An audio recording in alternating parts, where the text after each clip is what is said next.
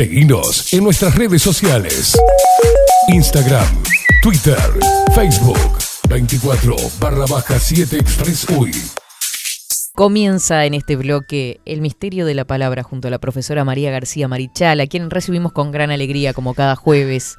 ¿Cómo estás? Muy bien, ¿cómo estás tú? Muy bien, muy bien. Facundo. Esto es terapia. Estupendo. ¿Viste? Cuando arrancamos terapia estamos contentos No hay porque duda. sabemos que nos vamos a sentar a disfrutar. Es un disfrute, Sí, totalmente. sí, Y sí. hoy, Hoy es el disfrute, el con disfrute, mayúscula. totalmente. Con mayúscula. Qué escritor, Qué maravilla, por qué maravilla favor. de sí, Y de allí, artista.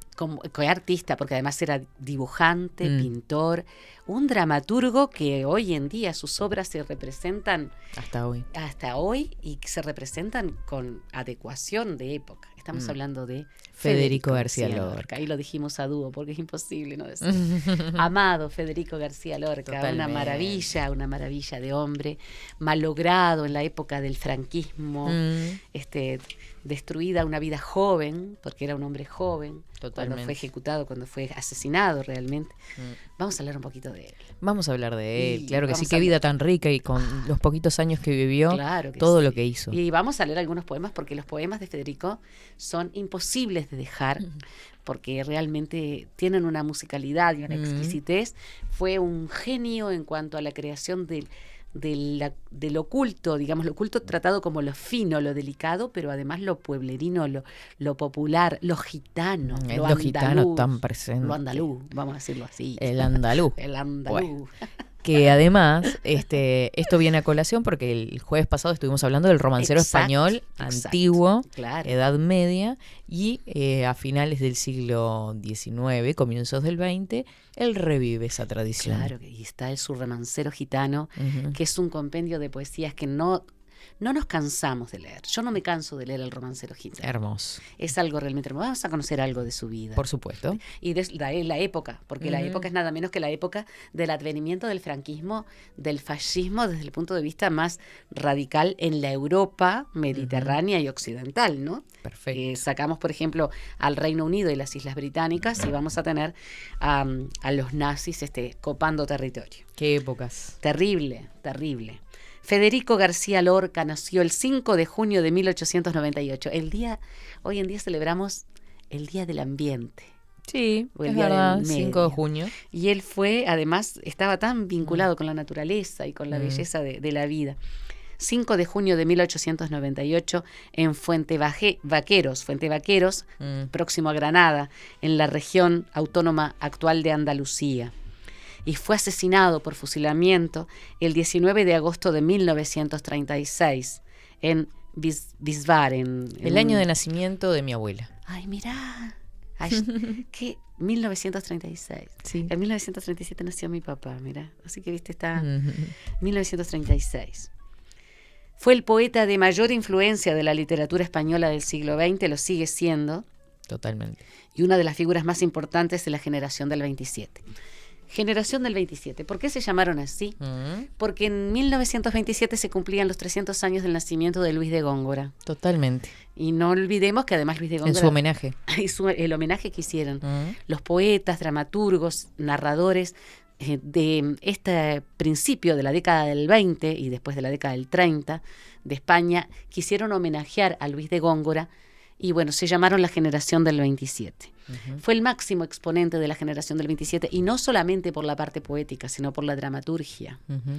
Y además fue un artista polifacético. Total. Alguien con una versatilidad Totalmente. impresionante. Es el periodo de los gigantes de las letras. Rafael Alberti, qué poeta, por Total. favor.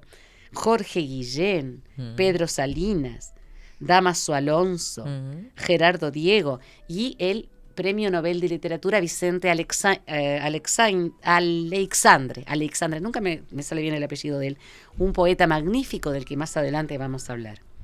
Pero la estrella de este grupo era Federico García Lorca. Su madre era maestra, Vicenta Lorca. Y su papá, hacendado, tenía tierras que eran muy productivas en la región de Andalucía. ¿Te acordás que el jueves pasado habíamos hablado de la importancia que tuvieron los árabes en cuanto al uso del suelo Claro, de la producción. Exacto, en cuanto al riego y a la introducción de cultivos que eran propios de la región arábiga y que ellos fueron haciendo propios de la región andaluza, incluyendo la dehesa, esa región que es esteparia, que es ganadera, pero que da una gran producción principalmente de frutas secas y cítricos, ¿no? Y vides. Fue un niño muy amado por sus padres. Qué lindo. Por sus parientes, por sus abuelos, muy amado, y criado con mucha delicadeza. Dicen que era tan tierno que resultaba angelical. Además era un niño tan bonito. Miren, esos ojos encantadores de Federico, esa cara elegante, ¿no? Muy elegante, muy bello, y además de eso con esos ojos tan puros, unos ojos de gran pureza. Qué jovencito se nos fue. Se nos fue muy joven, sí. Nos lo quitaron, Amaba la música y estudió guitarra y piano. Es decir, que estamos hablando de un andaluz con todas las características del andaluz propio de esa región, músico. Y se dice que hasta cantaba. Qué lindo. Completo. Completito. Y recordemos además que era una Europa, digamos que en el alborde de todas las vanguardias, ¿no? Claro. Las vanguardias literarias y, bueno, en todo nivel artístico, pintura, en realidad. La escultura, la música. La música. Eso va a aprender muchísimo, eso que tú decís. Catherine va a aprender muchísimo de Federico. ¿Se va a ver muy influenciado por Luis de Góngora? Por supuesto que sí. Después vamos a ver por Juan Ramón Jiménez. Va a escribir romances, como los romances del romancero gitano. Pero va a entrar en las vanguardias de una manera única. Porque él va a cultivar su creatividad y su originalidad dentro de lo que son las vanguardias. Para que entiendan lo que estamos diciendo, García Lorca crea su propio sistema de símbolos literarios. Sí, es que justamente... Y ahora que decías esto, perdón, que decías lo de los cítricos en sus tierras, el azahar, que es la flor de naranja, por ejemplo, tiene tanto simbolismo en las obras de él, los colores. Sí. Los colores, los olores. Es un hombre que desde un punto de vista netamente intuitivo tenía un poder semántico. Total. Y un poder, digamos, de capacidad de simbolizar esos sentimientos, esos aspectos, y que son únicos, Catherine, como tú decías. La metáfora como vedette. Claro, sí, es un creador de metáforas exquisitísimo y único, y como vos decías absolutamente original. Terminó el bachillerato en Granada, pero lo había empezado en Almería, pero estuvo enfermo. No tenía una salud muy fuerte, Federico. Era un hombre que era alérgico, sufría de los bronquios. Entonces, como no pudo terminar el bachillerato en Almería, lo terminó en Granada. Después estudió Filosofía y Letras en la Universidad de Granada y se licenció en Derecho. Era doctor en Derecho, Federico. Cuando estudiaba, trabó amistad mira con quién te voy a decir, con el compositor y guitarrista Manuel de Falla. Manuel de Falla tiene algunas obras que son, magníficas a nivel de lo que es la guitarra, pero magníficas. Y vamos a tener en cuenta, por ejemplo, que fue un gran, influyó muchísimo en Rodrigo, en el guitarrista Rodrigo, que es el creador de Recuerdos de la Alhambra. Manuel de Falla tiene una enorme cantidad de creaciones para guitarra que tienen una simbiosis intensa entre lo que es clásico y lo que es netamente popular andaluz, gitano. Tiene con que la ver garra, con la pasión, que le ponen con todo los eso gitanos, ¿no? Claro, tan de carne y sangre, ¿no? Total. Bueno, entonces ya aquí estamos hablando de un músico eximio que es amigo de Federico García Lorca y que va a ser para él un mentor en lo que se refiere a lo que a la tierra andaluza tiene que ver. ¿Por qué? Porque Manuel de Falla era un investigador del folclore y un investigador de lo que eran las etnias y de la música de cada etnia. Y es uno de los grandes compositores que articula la música árabe, la música procedente de Oriente Medio, con la música española nativa. Entonces nosotros observamos allí una creación muy única. Hoy en día es, por ejemplo, uno de los grandes fenómenos musicales la música de Manuel de Falla y toda la música que él generó a su alrededor y que tiene que ver con el folclore andaluz, pero muchísimo con la música árabe y además con lo popular procedente de las generaciones anteriores, ¿no? Claro, la tradición y la vanguardia. La tradición y la vanguardia. Que en realidad es lo que le pasa a Federico también. Por supuesto, es que mezcla de tradición y vanguardia. Exacto. Y él en todo esto se va alimentando, de todo esto se va alimentando, todo esto lo va empapando. Esa esponja va absorbiendo todo este conocimiento. Ya era parte de las tertulias destacadas en el Café El Rinconcillo. Cuando yo escucho del Café El Rinconcillo me encanta porque era un café donde se reunían los intelectuales. Él era casi un niño, 20 años tenía, y ya formaba parte y era muy respetado por las cosas que escribía y por lo que hablaba. Era un gran conversador. Y además tenía mucha pasión, tenía una energía que lo desbordaba. Muy extrovertido, ¿no? Muy, muy, muy. Y eso que guardaba tantos secretos. Cosas, tantos secretos, tanto dolor personal, su homosexualidad. Se considera que fue bisexual, pero su homosexualidad que lo llevó incluso a ser, marcado por mucha gente, ¿no? Era una persona muy, muy, muy encantadora. En febrero de 1917 publicó en el Boletín del Centro Artístico de Granada su primera composición literaria que se llamaba Fantasía Simbólica. Allí están los símbolos. Ahí están los símbolos presentes. Claro, allí empiezan a aparecer todas estas creaciones estupendas de este gran autor. De todas maneras, tiene todavía muchísima influencia gongoriana, ¿no? Claro. Estamos todavía en el hombre, en el muchacho que está empezando a florecer, en el escritor que está empezando a florecer. En 1919 se instaló en la Residencia de Estudiantes de Madrid, porque claro, él venía de Andalucía y quería seguir estudiando, y allí conoció a Juan Ramón Jiménez, que fue para él un mentor grandioso. Ya era el poeta más reconocido de la generación anterior a Federico, un poeta reconocido mundialmente y en la lengua castellana sin duda. Entonces, para Federico García Lorca fue una puerta muy grande que se abrió, conocer a Juan Ramón Jiménez. Allí también comenzó su amistad con Salvador Dalí. ¿De quiénes estamos hablando? Por favor. Con Salvador Dalí, es verdad. Con Salvador Dalí, uno de los pintores vanguardistas más importantes de su época, sin duda. Totalmente. Y uno de las obras de Dalí son tan hermosas. Impresionantes. Con quien se dice, ¿no? Que sí, hubo. Por lo menos yo he visto fotos que se observa, por ejemplo, a Luis Buñuel, el cineasta Luis Buñuel, iba a ser cineasta posteriormente, un cineasta muy disruptivo, muy vanguardista, Luis Buñuel, Federico García Lorca, Salvador Dalí. Qué grandes. Inmenso. Y lo que serían esas charlas. Claro, aparentemente una relación que habría sido amorosa, principalmente entre Salvador y Federico, ¿no? Antes de que Salvador Dalí se conociera a su esposa Gala. El carácter, la vitalidad, el encanto de Federico García Lorca hacían que en cualquier grupo en el que estuviera se destacara y brillara, con esa luz propia, ese magnetismo que era propio de él. Ahí está, ¿ese es Salvador Dalí? Exacto, acá lo tenemos, a Salvador Dalí con Federico García Lorca. Mirá. Se ve que era invierno, estaban abrigaditos. Mirá lo que es la cara de Salvador Dalí, ese mentón tan... Casi dibujado. Sí, casi dibujado, y la dulzura de la cara de Federico. Ay, gracias, Facundo, por traérnoslo. Continuó formándose porque su idea era seguir aprendiendo. Tenía un hambre voraz de aprender y aprender artes. Dibujaba, era un muy buen pintor. Con Dalí justamente se inició en lo que era el dibujo y era muy buen dibujante.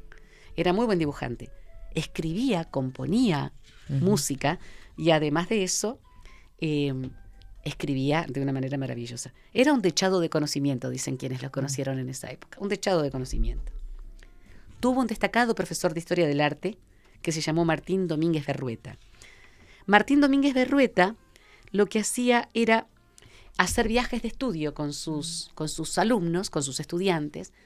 Entonces recorrían España para observar los diferentes tipos arquitectónicos, desde los tipos arquitectónicos que procedían del Imperio Romano hasta justamente lo que la vanguardia iba imponiendo, pero además las distintas etapas históricas que vivió España, claro. Desde el Imperio Romano, posteriormente las invasiones galas, las creaciones que llamaban bárbaras, que eran del interior europeo. Posteriormente, en todo el sur y suroeste, el área arabizada, los moros. Entonces, hay una riqueza arquitectónica impresionante. Ni hablemos de las épocas, por ejemplo. Claro. Desde los restos de los menires y dólmenes, que son propios de Galicia y del País Vasco, que corresponden al Neolítico, pasando por los acueductos y los caminos romanos, pero además, por ejemplo, los burgos. Claro. Toledo sigue siendo una ciudad al estilo de la Edad Media, con sus muros, con su castillo. Es decir, eso lo fascinaba, lo llevaba a exclamar. Era un hombre muy expresivo en su manera de hablar y de expresarse, y estaba maravillado. Y cuando fue a Baeza, se encontró nada menos que con Antonio Machado. Antonio Machado, que estamos hablando de un hombre que era un genio, y que en ese momento daba clases de francés en varios institutos, e iba con sus portafolios, muy humildemente, como era él. Caminante no hay camino, se hace camino al andar. Claro. Ya lo recordarán los que nos están escuchando. Era ese hombre maravilloso que era Antonio Machado. Bueno, y allí lo conoció, lo empezó a tratar, y se sintió muy, muy unido a Antonio Machado, Federico. Y eso para él fue algo que lo recordó hasta los últimos días de su vida. Cuando él mismo organizó sus viajes de estudio, escribió un libro que se llamó Impresiones y Paisajes, que fue publicado en 1918. Y es una narración exquisita. Diría que es una narración descriptiva como la de Azorín, con la diferencia que Azorín lo tenemos en el siglo XIX sobreadjetivando. Maravilloso, ¿no? Sí. Pero con muchísimos adjetivos. No, Federico es simbólico. Y ahí volvemos. Y amante de la naturaleza. O sea, siempre va a hacer referencia a la naturaleza rural, incluso española. Era estaba muy prendido a lo que era la ruralidad española. Incluso sus obras maestras, como Yerma, por ejemplo, La casa de Bernarda Alba. Y Bodas de Sangre. Bodas de Sangre. Bodas de Sangre es una obra que se considera su máxima expresión teatral, junto con La casa de Bernarda Alba. Sí. Está justamente enraizada en la ruralidad española y en la ruralidad andaluza. Exacto. Y próxima a Granada, o sea, sus pueblos, su tierra. Lo que conoce al dedillo. Exactamente. Mariana Pineda, otra. Mariana Pineda. En 1921 publicó Libro de Poemas, que ya fue muy aplaudido, y el éxito llegó con el poemario Canciones, que es realmente una maravilla. Muchas de ellas han sido musicalizadas. La obra teatral Mariana Pineda, que se basa en un hecho histórico, en el cual Mariana Pineda es condenada a muerte porque en una bandera había bordado una frase liberal. Esa obra ya lo lleva al éxito. Es una obra patriótica, Mariana Pineda. Bueno, pasa lo mismo con Bodas de Sangre. Porque, ¿qué pasa? Él dice en un momento, Lorca se encontraba en la residencia de estudiantes charlando con su amigo Santiago Ontañón, cuando entró otro amigo, Diego Burgos, que dejó un ejemplar de un periódico sobre la mesa. Esto es un hecho real. Una crónica. Lorca lo recogió y momentos después exclamó: «La prensa, ¡qué maravilla! Lee de esta noticia. Es un drama difícil de inventar», dijo. Y crea Bodas de Sangre a partir de una tragedia que ocurre realmente.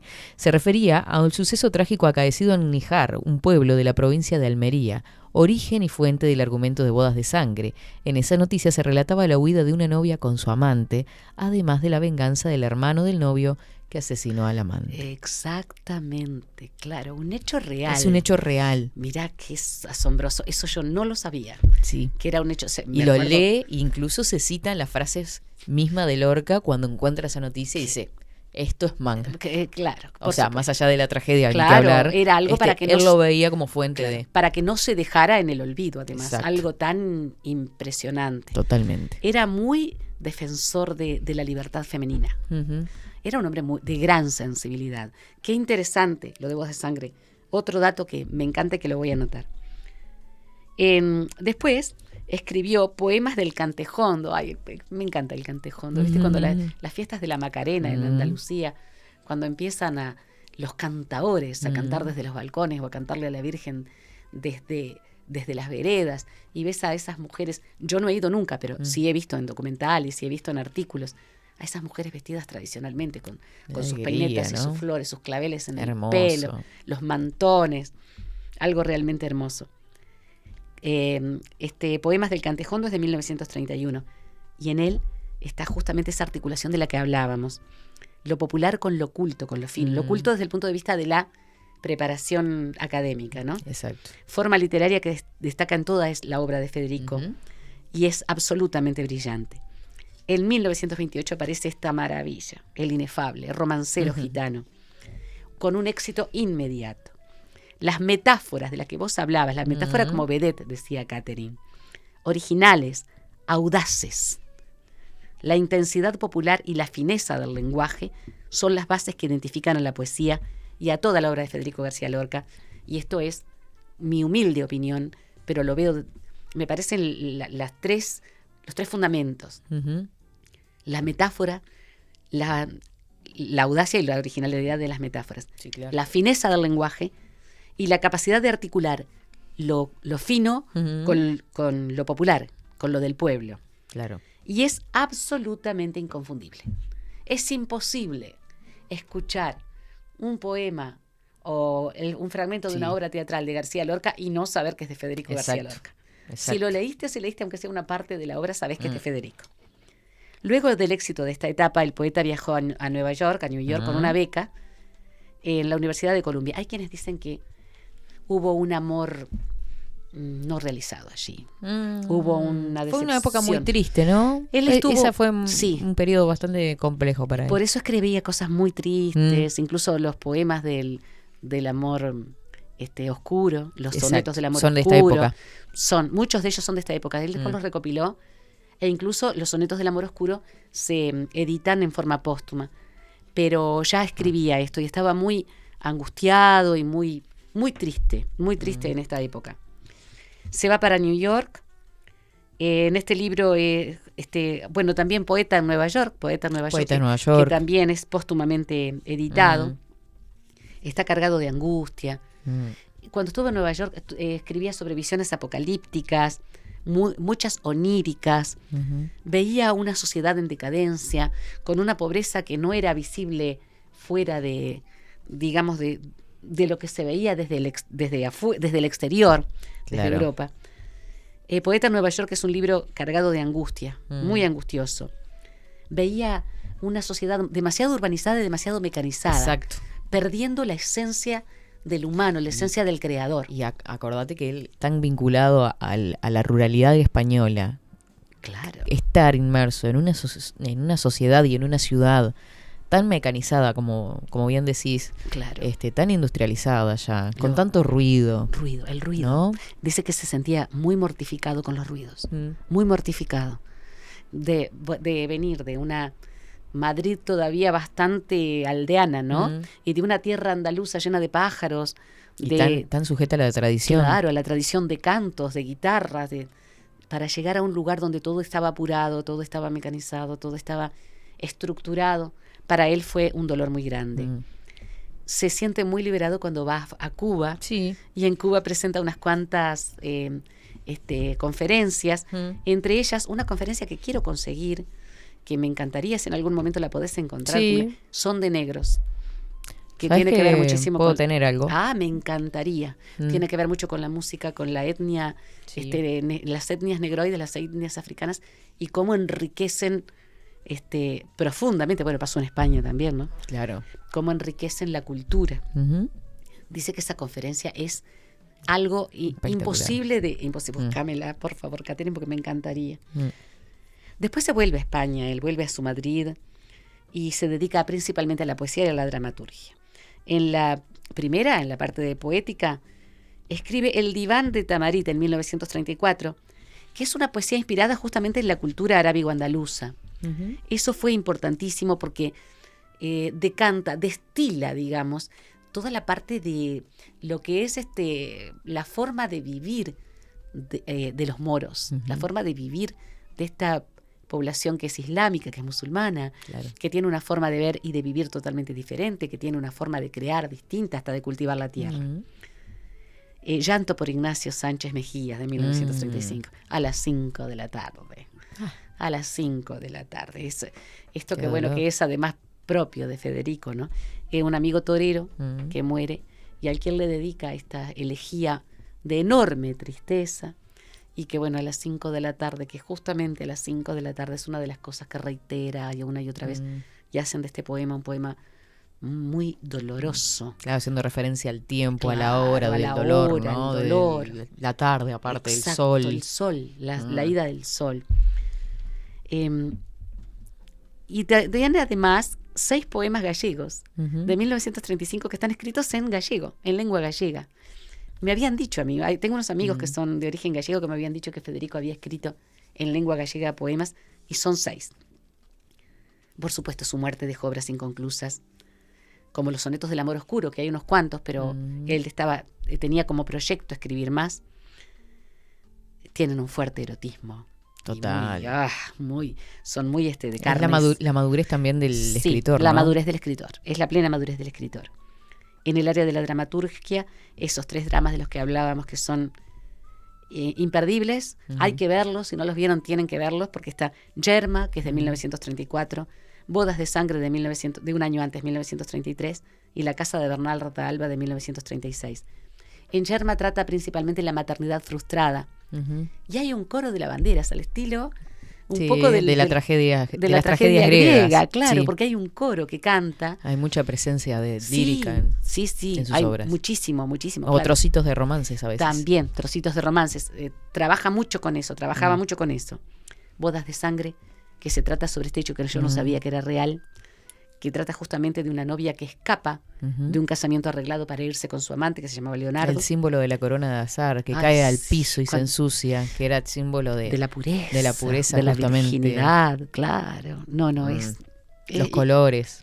Todo. El amarillo como presente, como presagio de desgracia, de lo que iba a pasar, ¿no? Y desde García Lorca, mucho tiene que ver también el amarillo en la parte de lo que es la dramaturgia. La mayor parte de los actores y productores no se visten de amarillo, por lo menos no intentan no tener atuendos amarillos para las presentaciones, etcétera. Desde esta obra. Siguiendo el simbolismo de Lorca. El simbolismo de Federico García Lorca. La Casa de Bernal Alba fue la última obra de Federico, porque en ese mismo año estalló la Guerra Civil Española, y ahora vamos a hablar de todo esto, que llevó al poder a Francisco Franco. Claro. El 18 de julio de 1936, Federico salió de Madrid y se guareció en la casa de unos amigos de él. El amigo era Luis Rosales, era poeta también, y los hermanos de él tenían cargos destacados en las falanges franquistas. Se sintió muy protegido, él confiaba en ellos.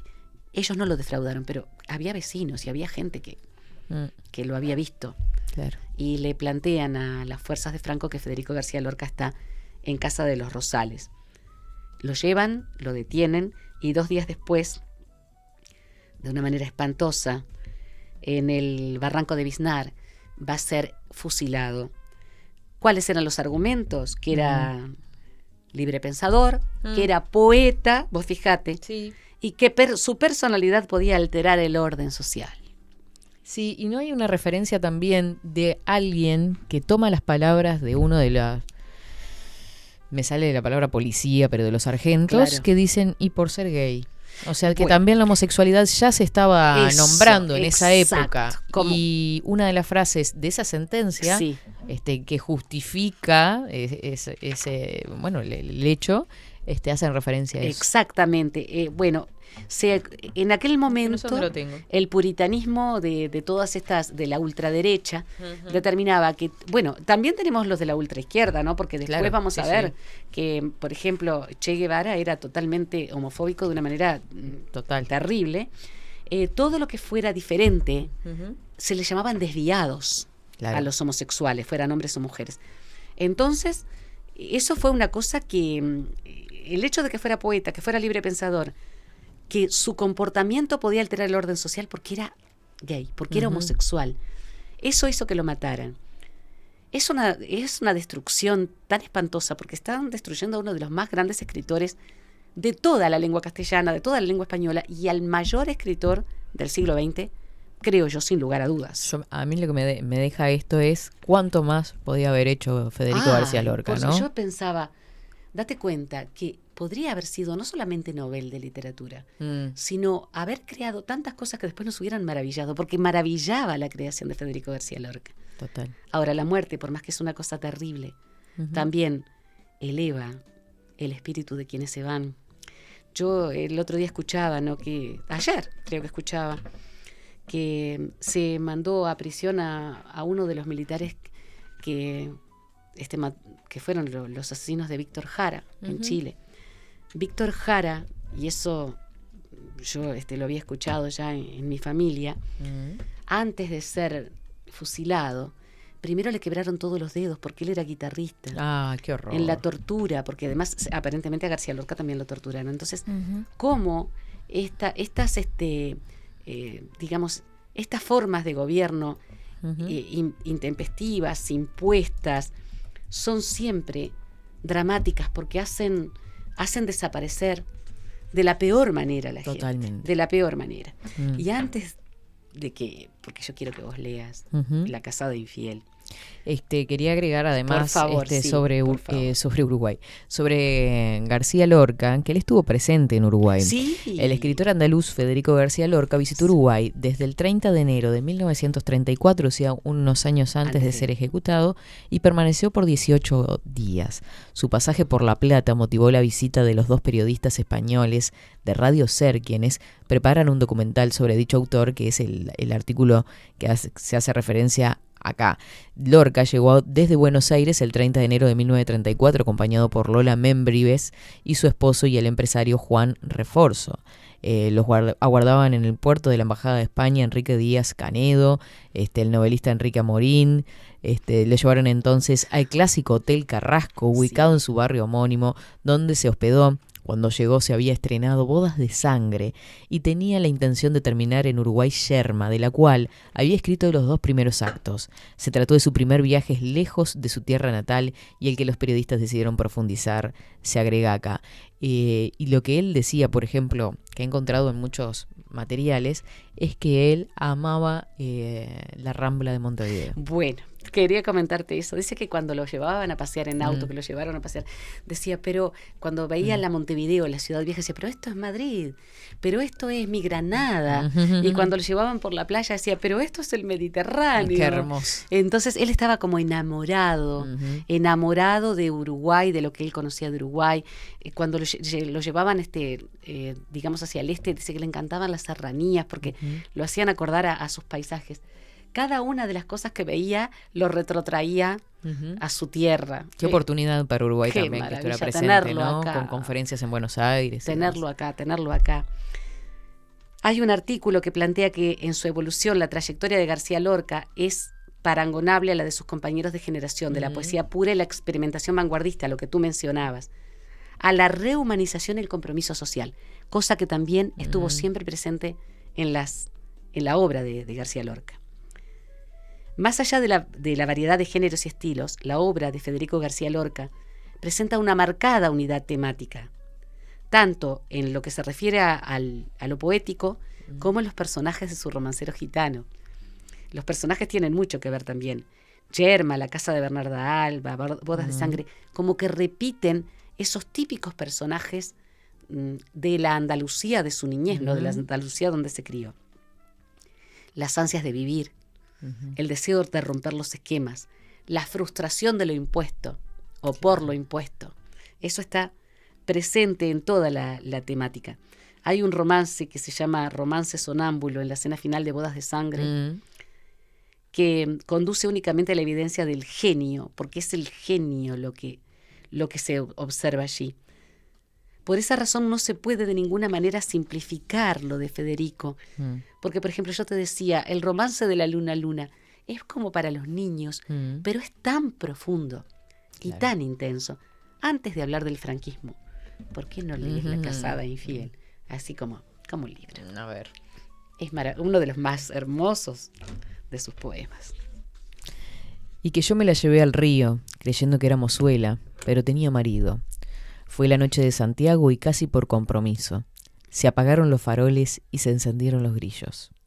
En las últimas esquinas toqué sus pechos dormidos y se me abrieron de pronto como ramos de jacintos. El almidón de su enagua me sonaba en el oído como una pieza de seda rasgada por 10 cuchillos. Sin luz de plata en sus copas, los árboles han crecido y un horizonte de perros ladra muy lejos del río. Pasadas las zarzamoras, los juncos y los espinos, bajo una manta de pelo hice hoyos sobre el limo. Yo me quité la corbata, ella se quitó el vestido, yo el cinturón con revólver, ella sus 4 corpiños. Ni nardos ni caracolas tienen el cutis tan fino, ni los cristales con luna relumbran con ese brillo. Sus mulos se me escapan como peces sorprendidos, la mitad llenos de lumbre, la mitad llenos de frío. Aquella noche corrí el mejor de los caminos, montando en potra de nácar, sin bridas y sin estribos. No quiero decir por hombre las cosas que ella me dijo. La luz del entendimiento me hace ser muy comedido, sucia de besos y arena. Yo me la llevé al río. Con el aire se batían las espadas de los lirios. Me porté como quien soy, como un gitano legítimo. Le regalé un costurero grande, de raso pajizo, y no quise enamorarme, porque teniendo marido, me dijo que era mozuela cuando la llevaba al río. Es impresionante la musicalidad, la historia en sí misma. La historia. Es una historia. Recuerden que son líricos narrativos, claro, ¿no? Claro. Es la misma poesía hecha una en historia, narración. una historia. Es uno de los romances que más me encanta. El tan pasional, tan carnal. Muy carnal. Lleno muy de figuras también. Y lo que vos hablabas justamente de la importancia de los símbolos, ¿no? Acá está el romance sonámbulo, que termina en Bernarda Álvarez. Bodas de sangre. Bodas de sangre. Romance sonámbulo. Verde que te quiero verde, verde viento, verdes ramas, el barco sobre la mar y el caballo en la montaña. Con la sombra en la cintura ella sueña en su baranda, verde carne, pelo verde, con ojos de fría plata. Verde que te quiero verde, bajo la luna gitana, las cosas la están mirando y ella no puede mirarlas. Verde que te quiero verde, grandes estrellas de escarcha vienen con el pez de sombra que abre el camino del alba. La higuera frota su viento con la lija de sus ramas y el monte, gato garduño, eriza sus pitas agrias. Pero ¿quién vendrá y por dónde? Ella sigue en su baranda, verde carne, pelo verde, soñando en la mar amarga. Compadre, quiero cambiar mi caballo por su casa, mi montura por su espejo, mi cuchillo por su manta. Compadre, vengo sangrando desde los puertos de Cabra. Si yo pudiera, mocito, este trato se cerraba, pero yo ya no soy yo, ni mi casa es ya mi casa. Compadre, quiero morir decentemente en mi cama, de acero si puede ser con las sábanas de Holanda. ¿No ves la herida que tengo desde el pecho a la garganta? 300 rosas morenas lleva tu pechera blanca, tu sangre resuma y huele alrededor de tu faja, pero yo ya no soy yo, ni mi casa es ya mi casa. Dejadme subir al menos hasta las altas barandas, dejadme subir, dejadme hasta las verdes barandas, barandales de la luna, por donde retumba el agua. Ya suben los dos compadres hacia las altas barandas, dejando un rastro de sangre, dejando un rastro de lágrimas. Temblaban en los tejados farolillos de hojalata, 1000 panderos de cristal herían la madrugada. Verde que te quiero verde, verde viento, verdes ramas. Los dos compadres subieron, el largo viento dejaba en la boca un raro gusto de hiel, de menta y de albahaca. Compadre, ¿dónde está? Dime, ¿dónde está tu niña amarga? ¿Cuántas veces te esperó? ¿Cuántas veces te esperara? Cara fresca, negro pelo, en esta verde baranda.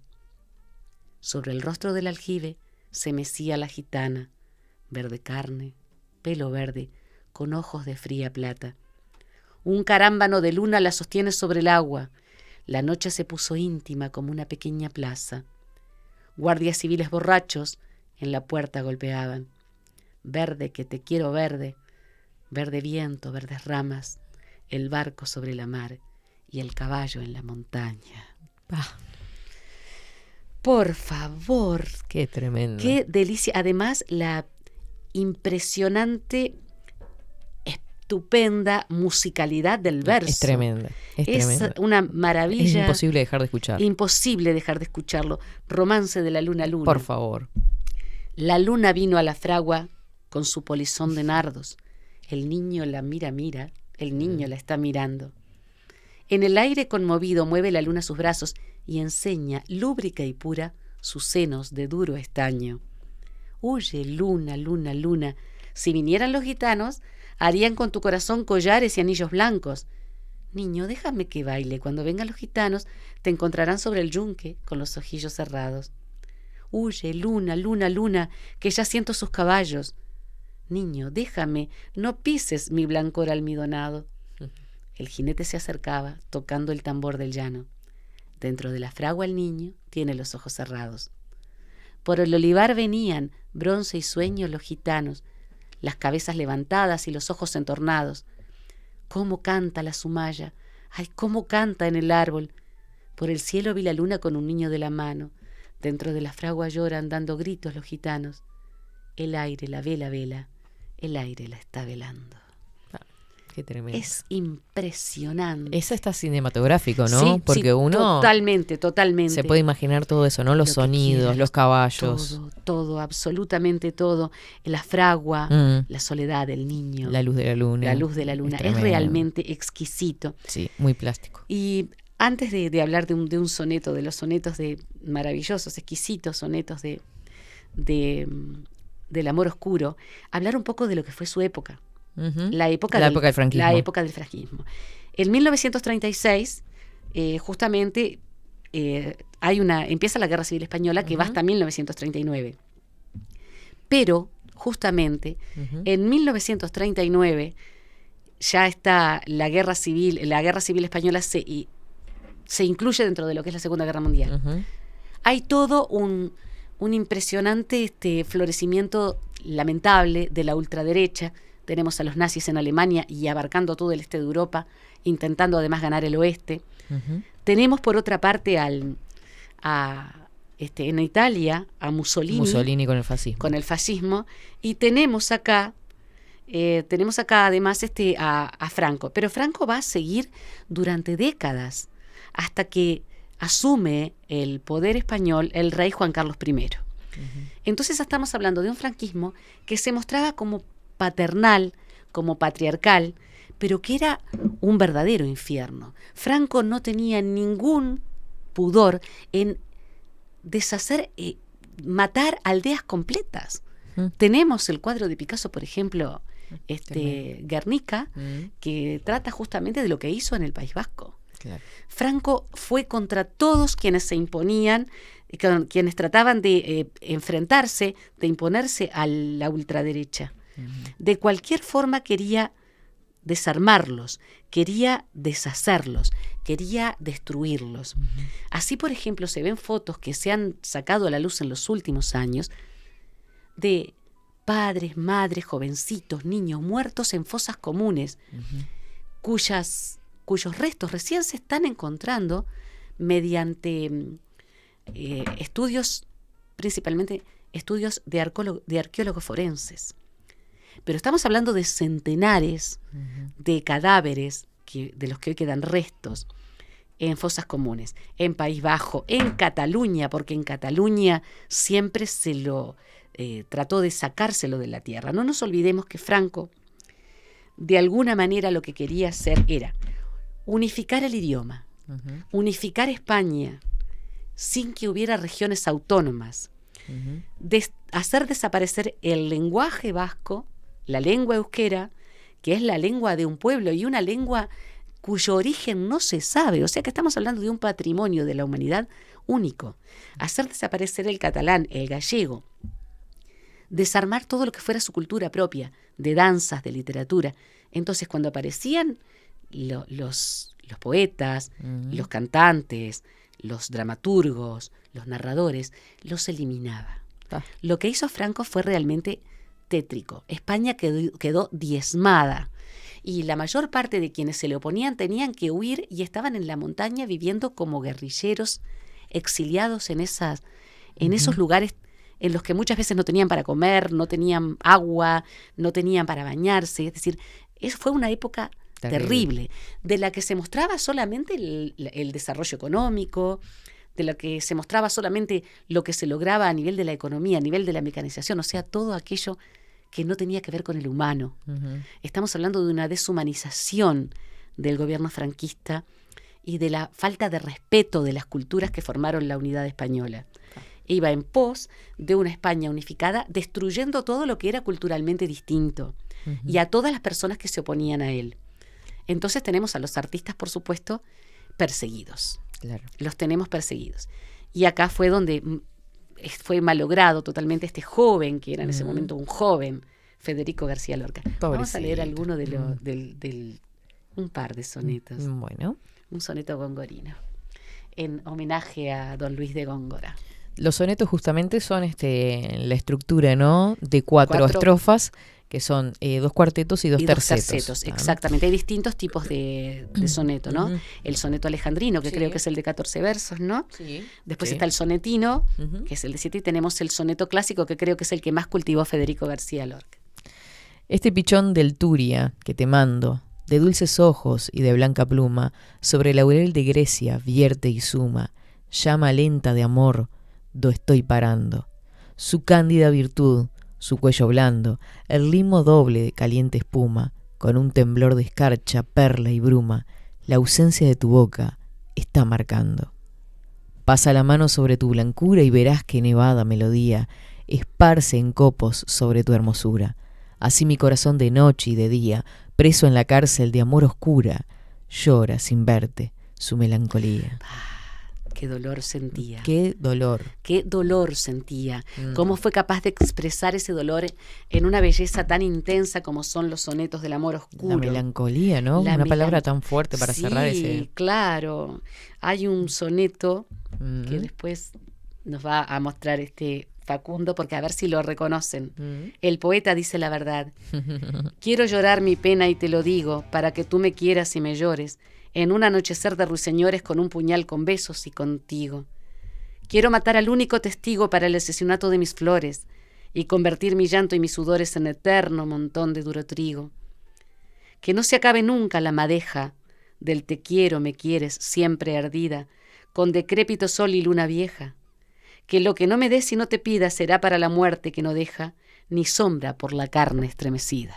Que se dice que es un soneto en realidad dedicado o que está haciendo explícita de alguna forma el amor homosexual. Exactamente, claro, porque además fíjate lo que dice: quiero matar al único testigo para el asesinato de mis flores y convertir mi llanto y mis sudores en eterno montón de duro trigo. El poeta dice la verdad, lo tenemos además en una versión de uno de nuestros grupos icónicos de rock, que es La Trampa. La Trampa toma el soneto y lo convierte en este tema que lo hemos cantado todos. Lo hemos cantado todos y creo que lo hemos agitado todos a quienes nos gusta el rock uruguayo. Ni que hablar. Y creo que sería bueno terminar con esto, ¿no, Catherine? Sí, ni que hablar, ni que hablar. Qué poeta. Qué historia con tan pocos años de vida en realidad, ¿no? Tan pocos años de vida. Estábamos hablando hoy con Facundo de eso y hay un soneto que es: el poeta habla por teléfono con el amor. Ah, mira, qué moderno. Tu voz regó la duna de mi pecho en la dulce cabina de madera. Por el sur de mis pies fue primavera y al norte de mi frente flor de helecho. Pino de luz por el espacio estrecho, cantó sin alborada y sementera, y mi llanto prendió por vez primera coronas de esperanza por el techo. Dulce y lejana voz por mí vertida, dulce y lejana voz por mí gustada, lejana y dulce voz amortecida, lejana como oscura corza herida, dulce como un sollozo en la nevada, lejana y dulce en tuétano metida. Qué hermoso. Una pasión impresionante. Catherine. Muchas gracias. No, un placer. Gracias a vos y a Facundo. 24/7 Express.